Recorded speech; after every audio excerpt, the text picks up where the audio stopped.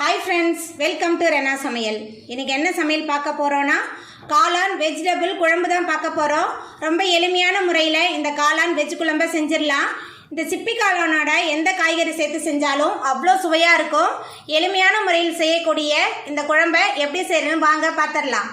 காளான் வெஜ் குழம்பு பண்ணுறதுக்கு முதல்ல 4 டேபிள் ஸ்பூன் எண்ணெய் சேர்த்துடலாம். எண்ணெய் சூடாகி வரட்டும்.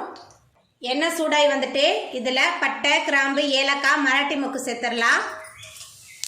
நம்ம சேர்த்த பட்டை கிராம்பு ஏலக்காய் மராட்டி மொக்கு நல்லா பொரிய ஆரம்பிச்சிருச்சு. 2 பெரிய வெங்காயத்தை பொடியாக நறுக்கி வச்சுருக்கேன். பெரிய வெங்காயத்தை சேர்த்துட்டு இந்த எண்ணெயில் நல்லா வதக்கிடலாம்.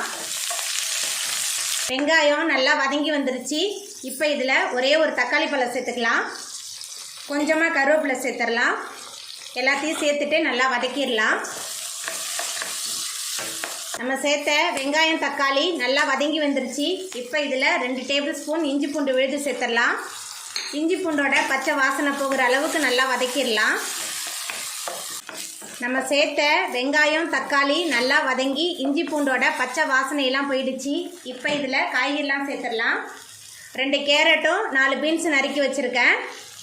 அதுக்கப்புறமா காளான் 1 கப் எடுத்திருக்கேன். காளான் சேர்த்துக்கலாம். அதுக்கப்புறமா குழம்பு மிளகாய்த்தூள் 3 டேபிள் ஸ்பூன் எடுத்திருக்கேன்.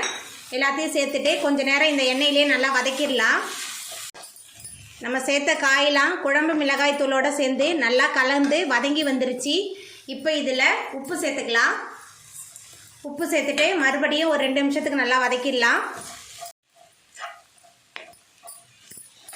உப்பு சேர்த்துட்டு நல்லா வதக்கியாச்சு. இப்போ குழம்புக்கு தேவையான அளவுக்கு தண்ணி சேர்த்துக்கலாம்.